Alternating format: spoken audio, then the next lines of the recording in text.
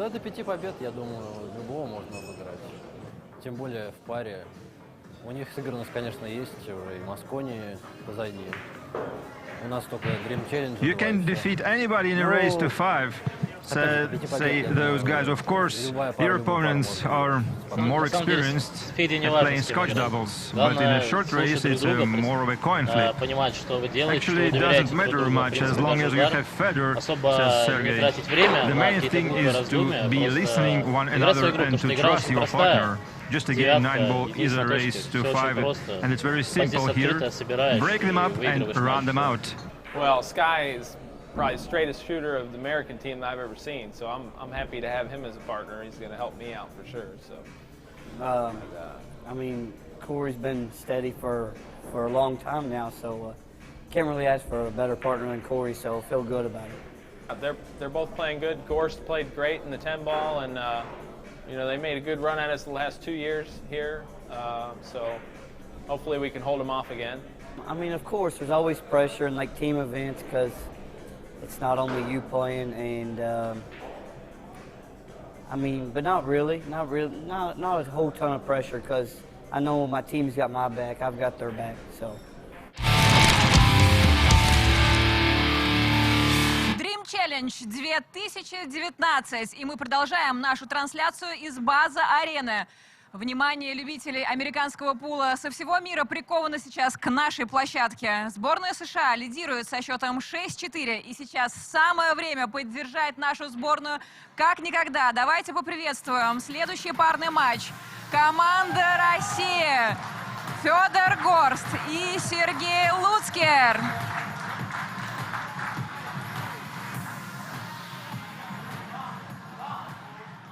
И команда США.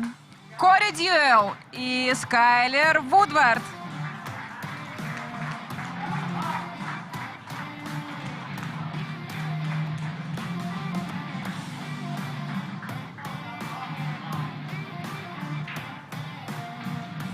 Что ж, красивые игры команды. Мы продолжаем.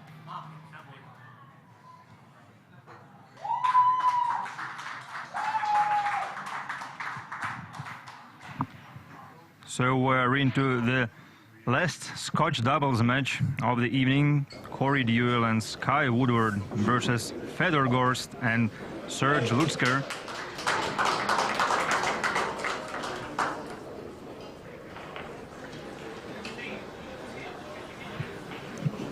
I've just returned from giving Max a nice big high five.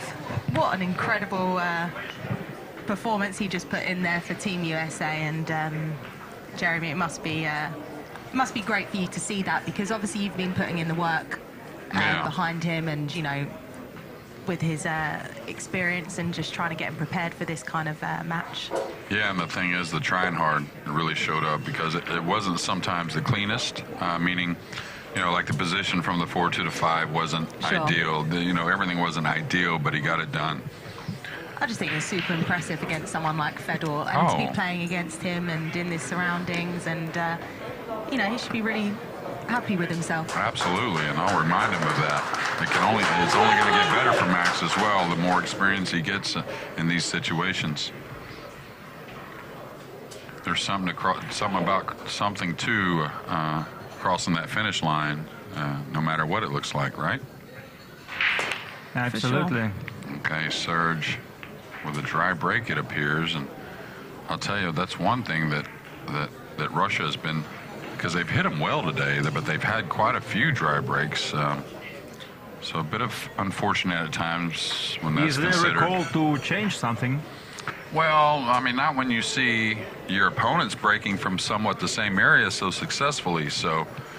And it'd be one thing if they were hitting them poorly, but for the most part, they've been hitting them awfully square. You could see the contact there on the one was nice.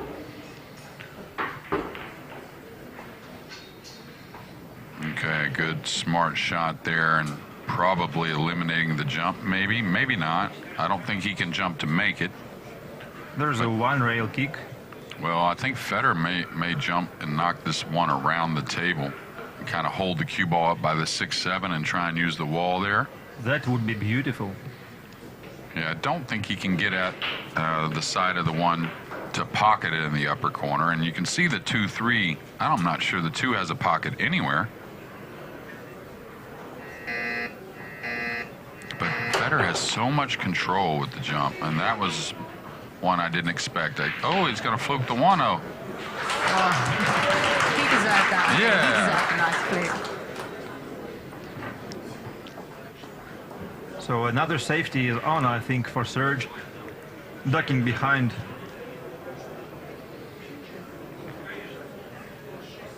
He's at the 8 and the 9.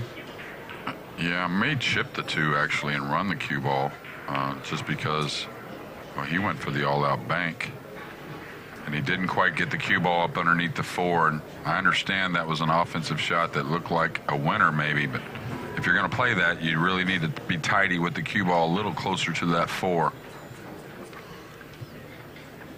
Now our first look at Skylar Woodward in here in day 2. And actually, Sky is yet to lose a match at the overall Dream Challenge. Yeah, well, he's a tough customer, and he's another one that tries awfully hard every shot. He was involved in 5 so far, and he won them all. Oh, that was a clean strike coming off the chair. That was about as good as he could do. He's an impressive player, Skylar. I always get excited to watch him out there. Yeah, very natural, very simple player. Really takes advantage of that talent he has. Okay, and that's where that low outside English deflection made him catch that ball a little thick. A lot of work here in this rack. You can see a tight position on the 5 up the table. You'll see that here shortly, and I'm not so sure the 8 passes anywhere. I suppose it might be going past the 9. Maybe. To this very corner pocket. Maybe, but it's interesting he's jumping this, because I think he can go rail first pretty easy on this shot, and that offers the angle on the 4 to get to the 5 easy. Well, Federer is so proficient with the jump cue, as we have mentioned already, so no wonder about that one. Okay, so a lot of times it looks like the 8-9 is tied up, but a lot of times when it's tied up, that combination to the side may be playable on the 8-9. He's got a perfect angle on the 4 here to just come right into the face of the 7 or the 6 lightly. You would rather hit the 7, because if you hit the 6, you may tie the balls up. Oh, that's going to miss it. Yeah, it didn't miss the 7, but it didn't catch it full. But Federer will lock up Skylar behind the 6-7 while banging on the 5 around table. You have to be a lefty on this shot. Well, with the crutch, he's using the bridge. Should be pretty nice and easy, this shot. And he's got a little room for error to go into the 7 with the cue ball as well, meaning the 7 will slow the cue ball down. Well, he kind of opened him a little bit. And again, I kind of feel like the 8-9 might be playable on the side, because I don't think it goes in that lower left. I really don't. Something tells me it doesn't anyways. That's a very hard escape for Team USA. Yeah, almost the Z kick, right? 2 rails. And talk about the hardest kick in the world to judge, even if you're on your home table, much less a TV table like this. I'm just still trying to compose myself. I think I'm still excited for Max's win, to be honest. Oh, great hit. Great hit here. And an important one, because if he gets that cue ball on the rail, it's going to be difficult to get back on that 6-7 combination. They are close to being straight on the 5.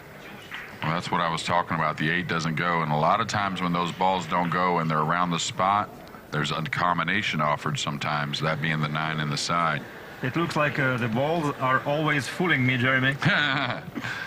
Well, you know, I kind of watched when Corey shot the 3 ball was when he missed.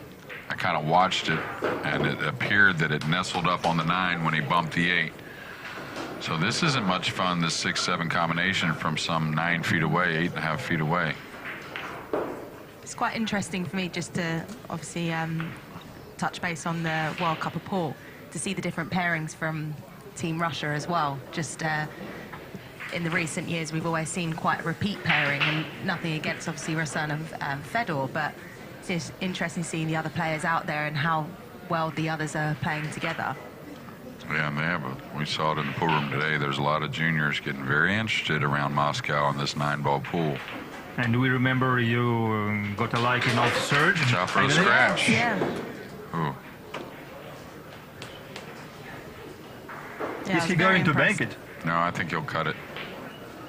I think Serge, he'll level out right here and just like a medium speed.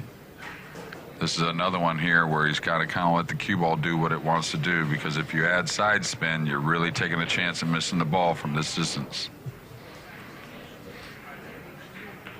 So just straight English. Watch out for the scratch off the 9. Oh, he hit it way thick. And he kind of eased it a little too much. I think those types of cuts from that distance, you need a little bit more speed. Missed it badly though. Now Corey, he needs to make a decision. Do I cut this to the left, overcut it, and play the safety, or do I go all out? Because it's natural to overcut the 6 to the left side rail and bring the cue ball behind the 8 and put the 6 on the back rail like that. Just like that, overcutting these kinds of shots is very important. Like trying to stay safe if anything goes wrong. Yeah, but the thing about that is, Michael, is you're better off just to say to yourself, I'm going to accurately overcut it and don't try to make it at all. That way I play the cue ball much better behind the 8, and guess what? The 6 doesn't come out as much as it did here. When you say to yourself, let me try to make it, but make sure I overcut it, well, you put a different speed on it and you kind of lose control of the object ball. So be a little more clear cut is what I'm saying. There was a chance for Fedor Gorst, and he is perfect on the 6. Also, he's very good on the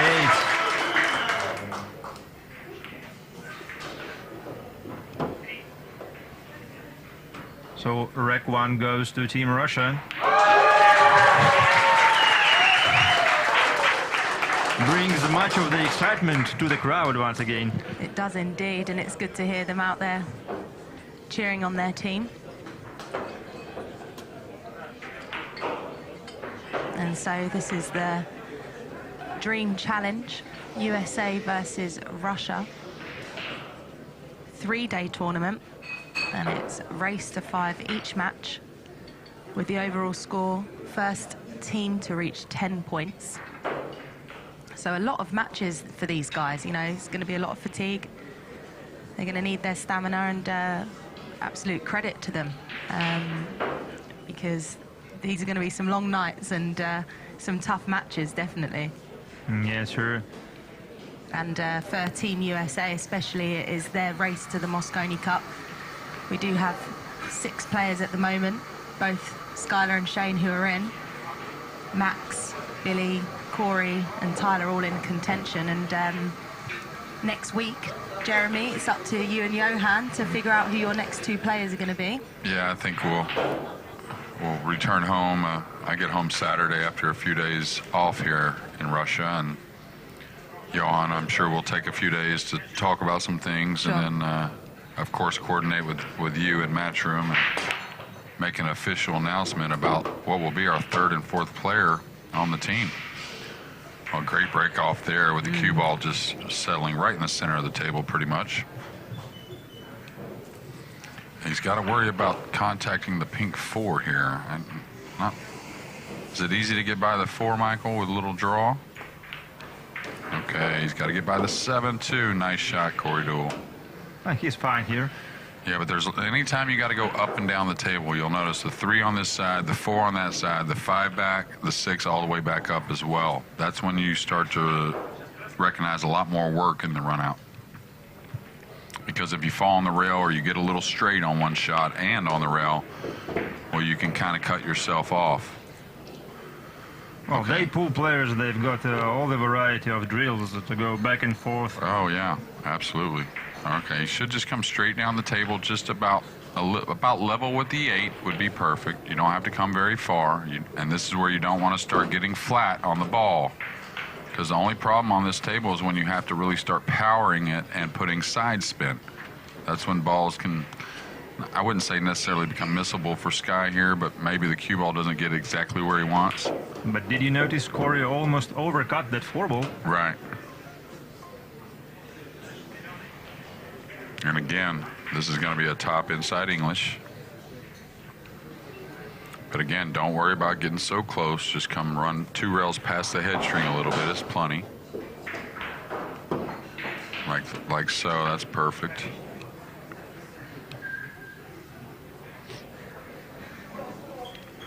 Jeremy, what would you do if, say, we introduced a new rule? We're not going to do it, but say if it happened for the Moscone Cup and you got to play one of the matches as the vice coach. Oh, that'd be awesome. You get to tap one of the players out, and then you go in and play. And you can pick anyone who got, like a golden buzzer of the Moscone Cup. And well, maybe me and Marcus play. Well, actually, back in the days, we played a few in the old Moscone Cups. I might actually introduce it, because if Marcus has to tap in and do it, then we might look at losing a rack for right. Europe. I'm sorry, Marcus, if you're listening. Do you guys remember back in the days we had playing captains? Oh, yeah. Yeah, we do it in our Weber Cup 10-pin bowling event, and the captain actually does play in the event itself, and it would be funny, wouldn't it? Oh, yeah. It'd bring back old memories, I'll tell you that. Me and Marcus, we played a lot of pool against each other. And he was a great player, Marcus. So if you could watch play out one. for the side pocket. What's going on here? And that's where you have to not worry about getting so close. The ball draws easy. Just go ahead. Very fortunate not being hooked. Yeah, not scratching. You should you sacrifice a foot above the side pocket there. Don't take any chances. And that's 1-1. Yeah, so say, for instance, they're in the middle of a match. Sorry, my head's ticking over now. They're in the middle of a match, and it's, your USA player is on the Europe or on the hill. Yeah. And say, like, the players out there, they're not doing very well, and you can just tell, it's not going well for them, and you can just go and hit a buzzer, and you can go in and play the last rack. Oh, that would be crazy. I'll tell you that. It'd be hard to pull the trigger on, I'll tell you. I would probably flip a coin on which player I would take out if that was a true scenario, right? Or what about having Johan do it? No? No, I think you. I don't know, I might just introduce it now. Oh, Johan can shoot them as good as anyone, believe me. Yeah. When needed. I think Johan would agree, though, that we would send Jeremy in. He's got some pool experience, definitely. Definitely. Oh, yeah. As a recreational player mostly, I think, but he also was playing some league pool back in the Netherlands, I believe. Yeah, I know he got a round pool 1988, I believe it was, somewhere around there, 88, 89. That's when I got introduced myself. I started kind of late, 17 years old. Showing my age a little bit there, right there. Yeah, you are a little bit. But you had a great career so far in pool. Well, I'm pretty lucky, pretty fortunate. I was from a great pool city, Houston, Texas, and you talk about the pool knowledge. I got to commend all those people back there that beat my brains in for a little while, but they sure did teach me a lot. All right, so we're going to see an offensive bank most likely. I don't think he can pass this one up. I know he's got to cut it backwards a little bit, Michael, but I sure like him going after this, don't you? I like your choice here. All right, banked it short. For any reason. And he may have scratched in the side. And that's where Serge has got to realize that bottom rail, it will slide up the rail if he gives it the opportunity. That's the obvious lack of his experience in bank pool. Sure. And the slick table, maybe. Well, these Russian youngsters get to play in slick table conditions every Euro Tour event, I believe. Yeah, well, I played the Euro Tour last year, and besides the TV table, they were very broke-in tables.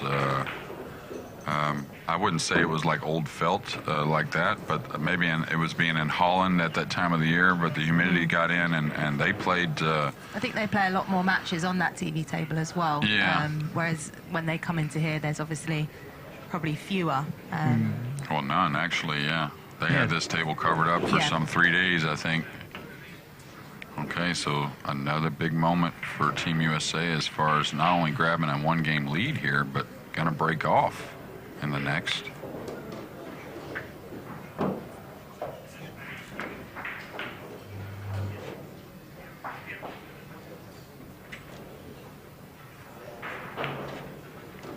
that's the one I was talking about. When you watch Sky Woodward, now he has a real defined pause at the cue ball, and I really think it promotes contacting the cue ball where you want more consistently.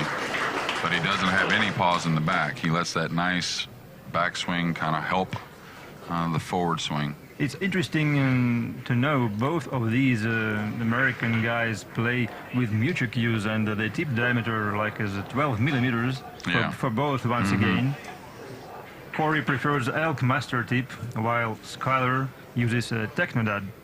But those are both very similar tips, believe it or not. Both one-piece tips, not layered. Is Technodad that soft as Elk Master? I was thinking that it's like kind of pressed. Well, it is, but Corey plays with the Elk Masters that the snooker players play with, right? So Tweeton in England actually makes a soft, a medium, and a hard of the ones that Corey plays with. It's not the Elk Master like from the States that are used on the house cues where they soak them and they press them. You know, that's the first time I have ever heard of it. Yeah, I'm actually trying to get some myself.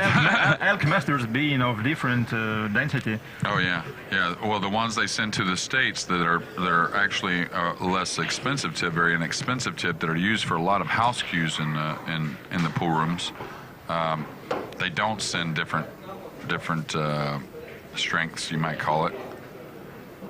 But the ones they make for the snooker pros that a lot of them use, yeah, they make a soft, a medium, and a hard. But you can only get them in the UK, actually. Okay, a nice break off there, an awful kiss on the cue ball. If he yeah, he's going to be snookered. Well, maybe not. Maybe he's got a little piece of this. And if he does, he'll probably cross this over and bring the cue ball down one rail behind the 7 and 8, maybe. Or just towards the 6. That's what I mean, just one rail right, going towards the 6 behind the 7 and 8. I see. Just with a high ball.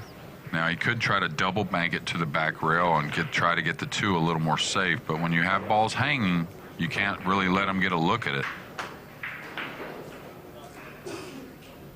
Leaves the 2 ball in the open. No shot on the open pocket though. No, and from where he was, that's a pretty solid play. Do you like just go in?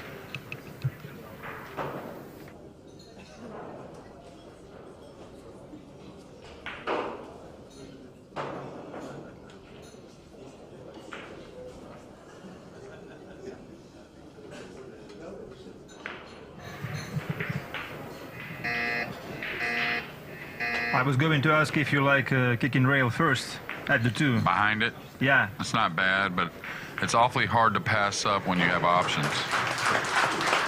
When you have the option of seeing the ball, it's very hard to pass up, not trusting you being able to contact ball first and do something solid with that.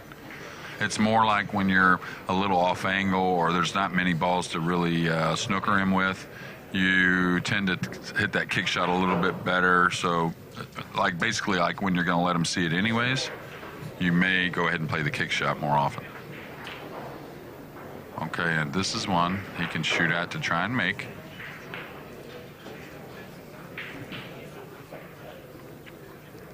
Maybe the cue ball runs. Use their extension.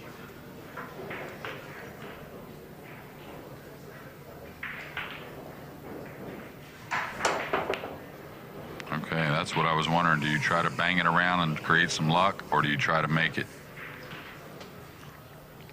Okay, this is one that Serge should go after, in my opinion. I think the long rail bank is okay. They quickly agreed on something, Serge and Federer.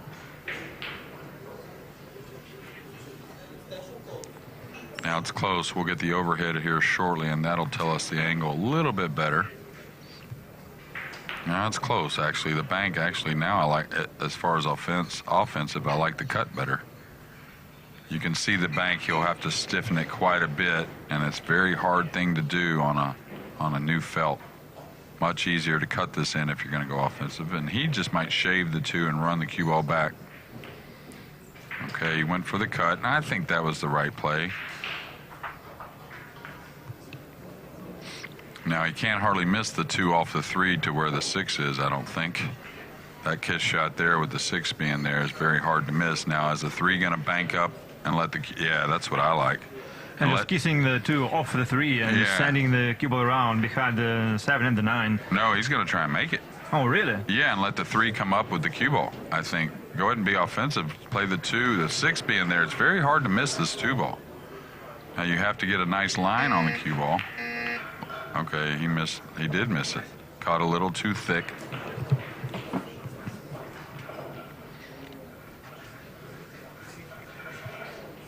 And he hit it with a spin. So I think he kind of deflected into that 2 a little thick. If he hit it with a high ball, see how the 3 came up table? Yeah, right. Yeah, that's. I was thinking he would hit it with just a high ball and cut the 2 naturally and let the cue ball go ahead and come up table with the 3. And now joined once again by Emily Frazier. Hello. Sorry, I keep dipping out to do some emails. Oh, I thought you were giving Max another high five. Oh no, he's had enough now. Okay, he's good.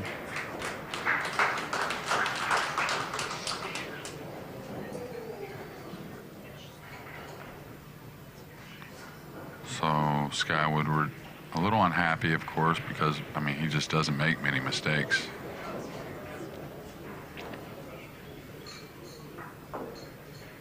Easy position here. Don't sweat it too much, Serge. It's just natural to come across the table.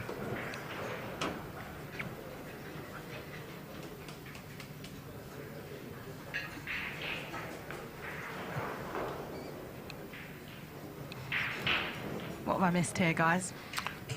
Nothing so far. Yeah, just an exchange of a couple safeties here in rack number 4, and then Russia gaining control with Skylar trying to play a kiss shot that I liked, actually, and just didn't work out for him.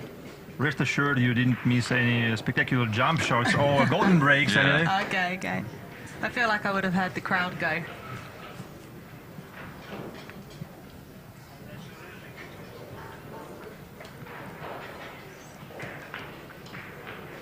Okay, so 3 balls you have to pay attention to, but definitely 3 that they should get down here to level this match at 2 apiece. Now, I like him going forward either for the corner simple, or right? the side. Yeah, it's simple. The angle of the cut allowed doing so. And I'll tell you what Team USA has done, though. They put themselves in the position where they will not be trailing going into day 3. Of course, they want to go ahead and lengthen this lead. How the tables have turned, because you would never have thought that for the Mosconi Cup a few years back, would you? That they'd ever go into day 3. Well, they've turned a little bit here, because both times in our Dream Challenge, the first 2 Dream Challenges, Russia had a pretty decent lead. Is that how it's been the last 2 years? Yeah. Well, last year was totally crazy. Like Team USA had to cut the 4-point gap. Yeah. Mm-hmm. Sure. Yeah, and if you ever want to see some of the most incredible runouts you'll ever see, just go watch what Shane Van Boning did last year in 2 of the last 3 matches. It was unbelievable. Yeah, actually, both years it went to the hill, and the captains were picking Shane and Federer to solve it. Like there was Shane being victorious both times. Not too shabby for Federer, though, at the Dream Challenge. Oh, look at him winking to the camera. All Who these does he think he is, Brad Pitt? Well, he's got a bit more personality than sometimes you might think at the table. No, that's good to see. And Federer is playing with Q-Tech. He's sponsored by Q-Tech. His tip diameter is 12.5, and the Town Fusion playing tip. And here's Skylar's stats for the Dream Challenge. It's actually 5-0 after yesterday. And plus 15 in terms of wrecks, 25 won and only 10 lost. Yeah, well, Skylar couldn't make the trip 2 years ago to the first Dream Challenge. So last year was his first. And I'll tell you one thing for Serge here, he's hit the break well, but I'm just wondering, him pulling the cue ball off the side rail so much. All right, corner ball down there. The one's going to dress up in a nice position. Now's the pocket going to open. Yeah, and that was like actually the reason me asking you about like some need to change, like maybe shifting a little to some more towards other the position, yeah. Or maybe more, even to the opposite side rail, you know. Maybe. They got a 1-6 combination that they're definitely going to shoot at. I don't see them passing up on this. It offers natural position. You do have to kind of roll it in. Oh, he's going to shoot it, so that tells me it's real full, meaning if he makes it, the one's just going to kind of stop right there.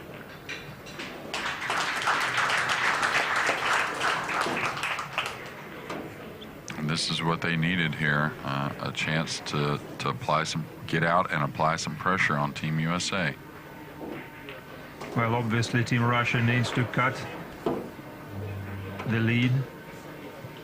Looking forward to make it all square once again at 6 apiece. Well, you know, Serge and Stepanov won earlier, correct, in our opening match, I believe, and you saw a lot of direction from Stepanov when it came to giving Serge some advice, and it kind of might, you know, they got the point, don't get me wrong, but it may get him out of his game a little bit, like thinking too much or whatever, and we've seen Federer he's told him a few things here and there, but not near as much control on decisions, and I think that's a good thing.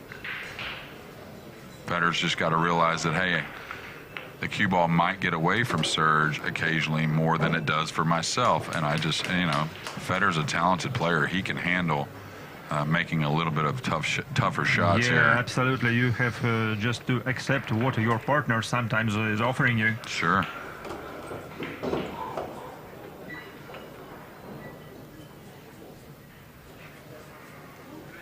Okay, so they want to stay off of falling straight on the 5, not saying it's the end of the world. But you'd like to gain the cue ball a little bit closer to the 7 when trying to get to the 9, or at least gain a nice full angle.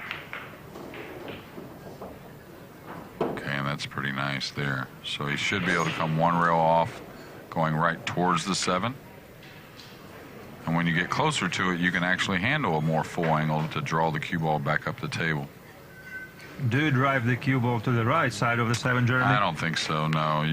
I like staying on the left side myself because you can either draw down the right side or you can come one almost straight in. Yeah, well, Federer's got no problem drawing the cue ball, but I would have liked to have drawn off the 5 more and had an angle to go to the side rail and either drawn it down the side rail or come back across. But no problem for Federer here. He's just got to keep the line of the cue ball nice and tidy. And he did.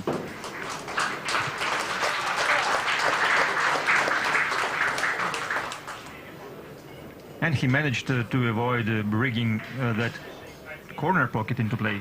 That's right. He cheated the 7 a little bit. And so that's 3-2 to Russia in this doubles match.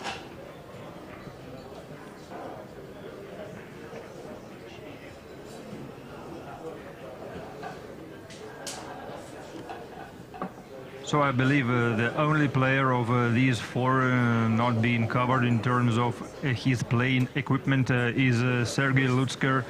He is using Mez Ignite.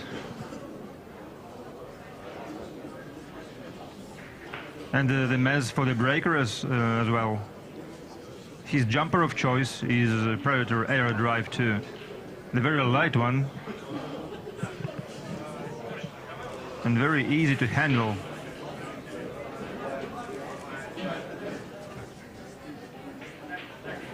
And so if you're wondering, guys, the final match of the evening will be Shane van Boening against Stepanov.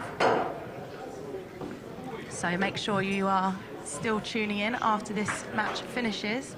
Yes, looking forward to this one, Emily. Real clash of experience.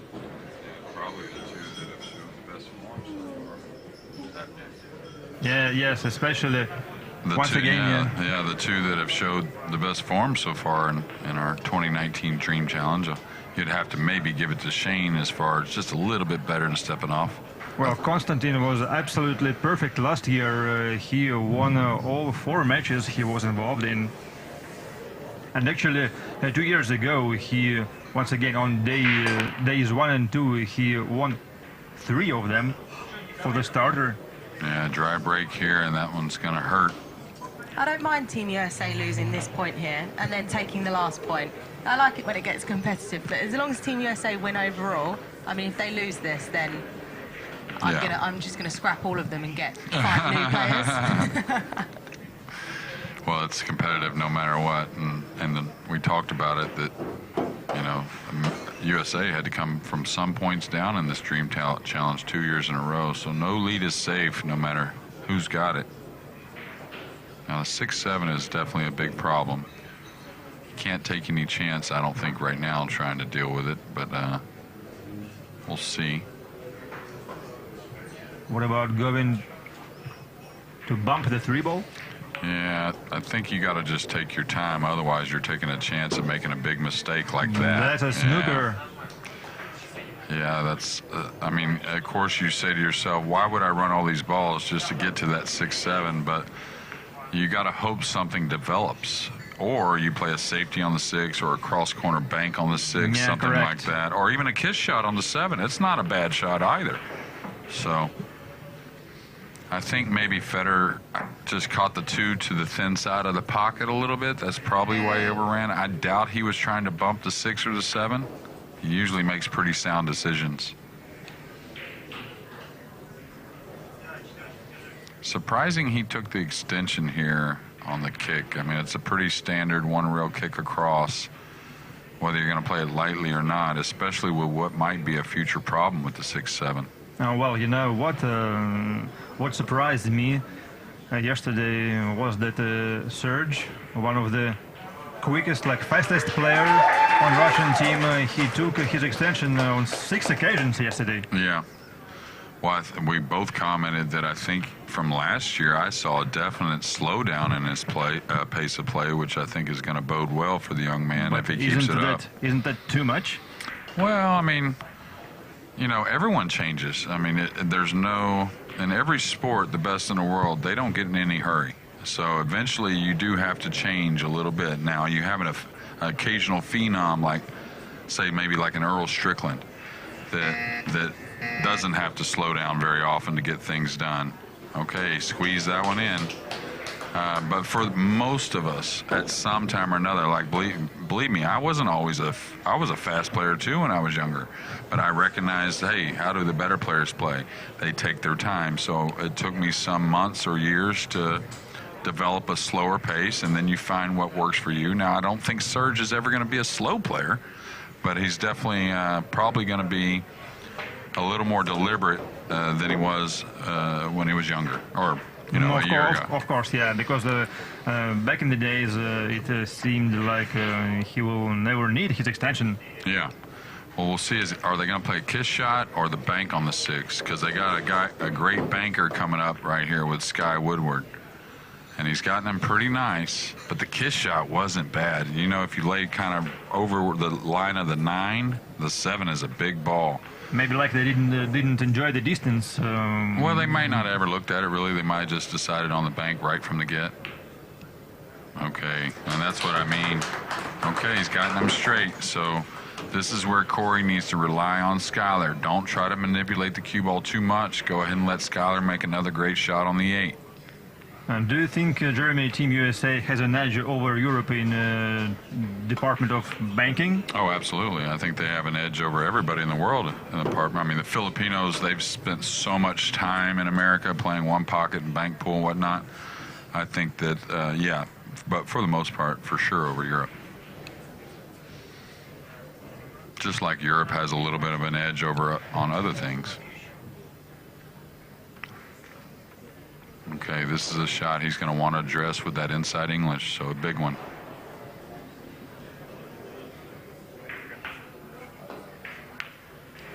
Yeah. Okay. Didn't leave an easy one. And a miss you don't see very often from Sky Wood.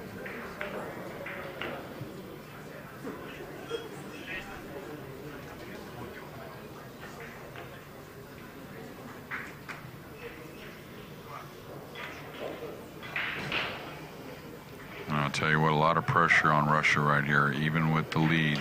But I think you got one of the guys that can handle the pressure pretty well right here. So.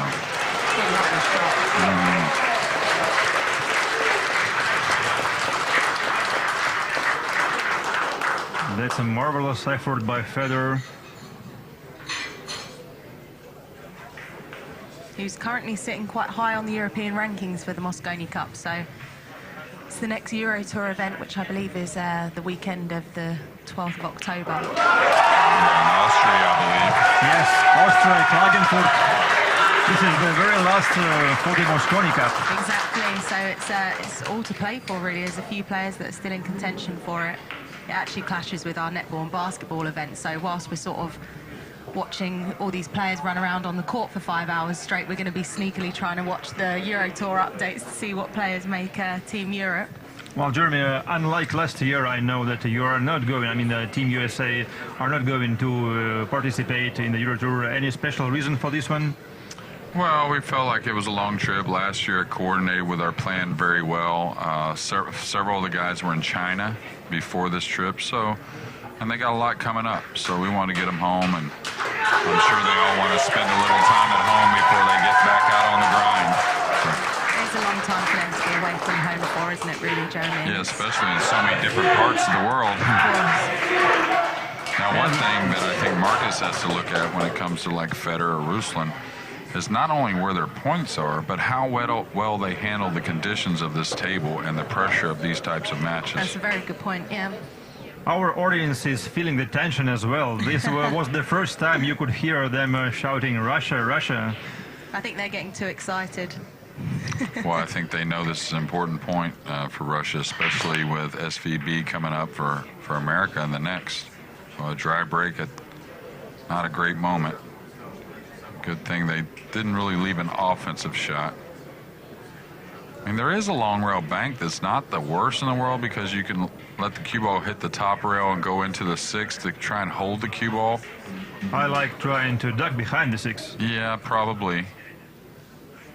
Just a sweet stroke, some amount of right-hand English.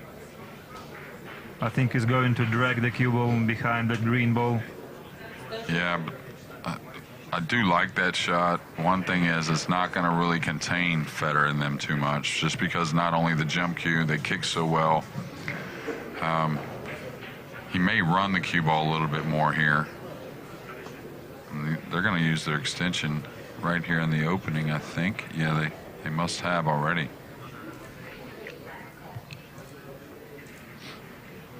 So we'll see. Is he using the 2 and the 4 more? That might be better. That's what he was trying to use, and I kind of agree with that. Now, it didn't get there, but you could see it was a little more containing if he gets him up on the 2. But nevertheless, Russia in a good position to get the snooker here.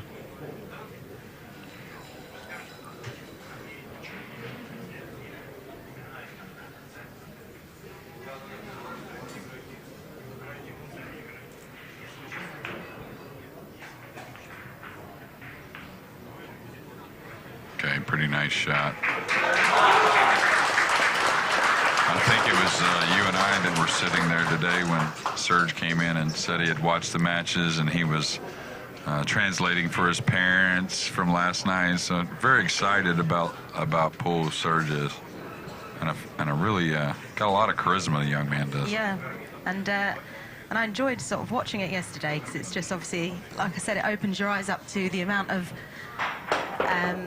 spectacular players that are actually out there, and one thing that pains me slightly is that not a lot of these players actually get a chance in the big events, like obviously the Matchroom pool events, and I think one of our aims moving forward is to try and give everyone this opportunity, and you know, if they've earned it, then they should be participating in these events. So it's interesting to see players like him. Oh yeah. In this kind of format. Well, I'd love to see him at the U.S. Open. I know Ruslan and I'm sure Federer are in the event, and possibly Dudadets. He played last year, I believe. I don't think Stepanov played last year in the U.S. Open, though, did he? Don't recall him being because there. Recently he is trying to switch a little bit towards more being an instructor, a coach. Yeah, but he's playing well. I mean, he played well in the tournament at the Kremlin Cup. He lost to the eventual champion in the final 16, I think. Him and Federer were in the last 8. Yeah, that's right, last 8. Well, it'll be interesting to see whether Serge has entered for the US Open.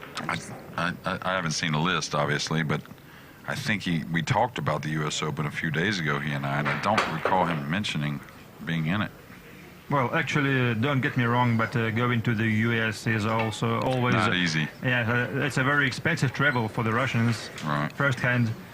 Sure, but I think these tournaments, and especially under sort of like a Matchroom umbrella and everything that we bring to it, if you're really serious about your game, you should be playing in something Absolutely. in the US Open. That's what I I'm sorry, think. I know I'm biased, but if you are a true professional and you're serious about your game, you should be signing up to the US Open. That's a nice point, Emily. I totally agree. And that's where I think... you can't have this stuff handed to you. Yeah, and I think that might be where, you know, the U.S. Open changes a little bit as it goes to where if you're a professional quality, you definitely have the opportunity to play it. Yes. And to where maybe if it's a true Open, of course, but there will be some that you may call not professional quality that still have the chance to play as well. Yes. Whether it be through qualification or early entry or whatnot. So. Yeah. It is the one thing that I like about the US Open as well, because we don't necessarily hold spots back for anyone. So it is on a first come, first served basis. So you do, you know, get those sort of non-professional players that, you know, want to go in for the experience. And Yeah, absolutely, yeah. I think if they have the balls to do it, then why aren't the professional players doing it? Well, you know, I think they're a little bit used to the history of it. Of course, it filled up many, many times through the history of the event, but not quite so quickly, maybe. Yes. Yeah. All right, so another interesting decision here as far as, are they going to end up playing the 8 all the way up, or do you try to gain an angle on the 7 to move the cue ball for the 8 in the same position? I prefer staying on the short side of the 8. I agree totally. And the reason is it's the right way to shoot it, especially on this table. And to perform on this table, you have to be willing to do that. In the end, Jeremy, I'm starting to learning from you, just from all the time we spent together in the booth during the Crandon Cup. Yeah, and Just last year as well. Just try to stay natural and don't be afraid of like driving that object ball past the side pocket. That's right. Yeah, these are some of the best in the world, so. He fired that in, though. Yeah, he did. And it's running late here, and I'm wondering if a little fatigue may be setting in. So that's Team USA trailing by 4-3. Well, with all these days spent here in Moscow, and I believe Team USA came pretty early prior to the Crandon Cup, I think the jet lag is definitely history for Yeah, you guys. that's history, but it's still not the same, you know. I mean, like, it's not your bed at home, and I love our hotel, but the bed could be a little bit bigger. You know, you are tall. Yeah, Well, I don't know. I've got the penthouse, and I've got this huge bed now, Jake. Oh, yeah, wow, that's crazy.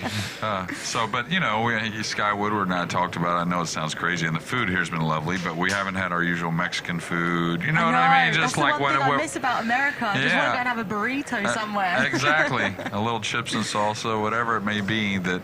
You just haven't asked Vladimir about some restaurant with a real Mexican cuisine. Oh, they do? Well, I'm sure they do. In Moscow? Yes, I'm sure they do. All the variety, like Brazil, Argentina, Mexico, whatever. Yeah, it maybe still doesn't compare to when you get it in the States, though. Yeah, and I'm from Texas, which borders Mexico, so I'm a very picky Mexican food eater. All right, now a break off here in game number 8 to have a chance to send us to another heel-heel match. Okay, a lot of heavy spin on the cue ball, and I don't see anything positive for America. And an easy starter on the 1. Now the problem here is the 3 to the 4, only because the 5's there. The 5 is really hampering easy position, right? I believe 1, the 2 is gone. It gives the option to go the other way, like to the left side of the 5 ball. Oh, maybe. Well, I got to get another look at it. Or, excuse me, to the left side of the 4 ball. Okay, for short side position, yeah, but you can see, though, the 5 still... Okay, we may see a 2-9 of some sort, actually. But you can still see the 5, you know... You can get on the left side of the 6, but you're still going to be up somewhat near the side pocket, I think, because of where the 5's at. I believe right now he can stun it, going 2 rails. Yeah. He'd like to fall nice and straight in on the 3 just to draw straight back, not involving the 5 at all. That's what would be ideal. A pinpoint position. Yeah, but you can play from there, though. I think that's what you shoot for. Okay, so here we'll see what Federer can create. And this is just really a difficult situation. He can slam it, but then again, he can barely get past the 6 doing so, I think. Right? Can he make a calculated hit on the 6? Maybe. And the thing that's scary about that is the 9 is there. He thinks he can get by the 6, I think. Like that. Watch out for the 9. A little rub on the 9 and a snooker. Oh, he got by it totally. He got the rub on the 9, but still got position. That's pure luck. Well, he had to take a chance. The one thing is, it did go off in his hand a little bit because he didn't want to involve the corner pocket, meaning a possibility of a scratch. But nevertheless, Russia making a nice run out here in what's probably a really needed situation.